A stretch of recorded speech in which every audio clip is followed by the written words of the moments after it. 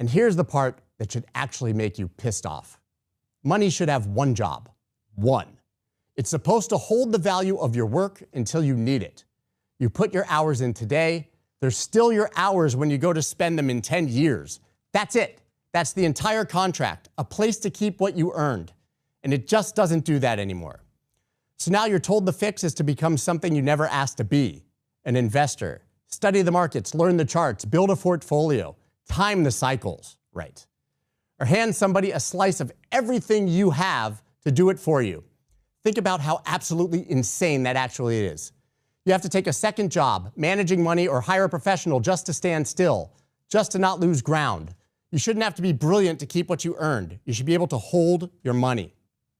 So here's the question almost nobody asks. What if you could just step off the wheel? Not earn more, not budget harder, not hustle for a third income stream, just opt out of the thing that's quietly draining you. And for all of human history, the answer was, you can't. There's no exit. Every kind of money you could hold was controlled by somebody who could make more of it. Bitcoin is the first exit that's ever existed. And once you understand why it's an exit, you understand why the people who get it never go back. And it comes down to one idea that breaks the entire trick. You can't print Bitcoin. There will only ever be 21 million. The supply is fixed, the schedule is public, and there's no committee, no crisis, no emergency, no election that can unlock a single extra coin. Remember that ruler I told you about? The one they kept stretching? This is the first one in history that nobody can. That's what people mean when they say one Bitcoin is one Bitcoin. It sounds like a stupid slogan until this exact moment, and then you realize it's the whole point. It's the one denominator that holds still, 21 million. The ruler doesn't move and it doesn't stretch. So it's the first money in history where saving actually works the way you always thought saving was supposed to work. Where the hours you stored stay the hours you stored, you're not fighting the wheel anymore, you're entirely off of it. And here's the other thing. There's nobody in charge of it. No headquarters, no CEO, no central bank, no off switch.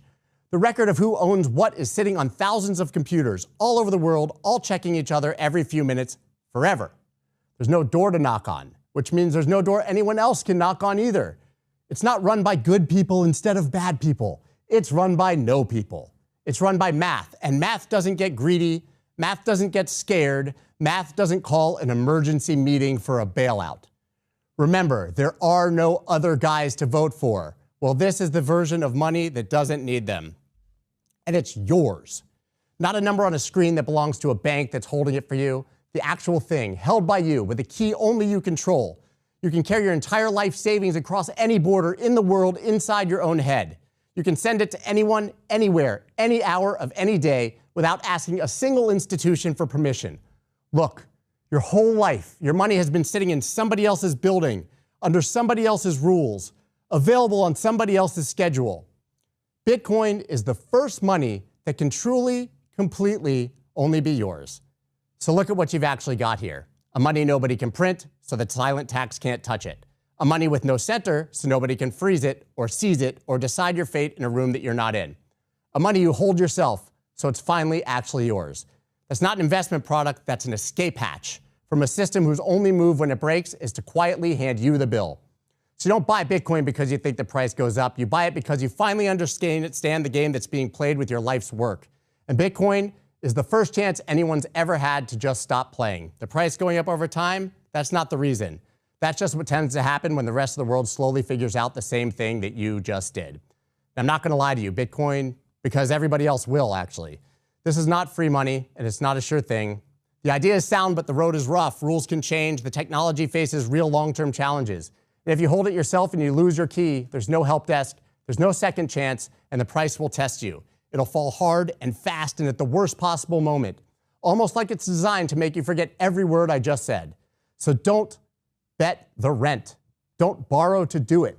Own an amount you can hold through the pain without flinching, because the people who lose with Bitcoin, they almost never lose because they were wrong. They lose because they didn't really understand what they were holding. So they sold it back at the bottom to the people who did. But if you understand it, if you really understand it, then the drops stop being scary. They're just the price of admission and an opportunity to the one thing the system was never supposed to let you have, an exit.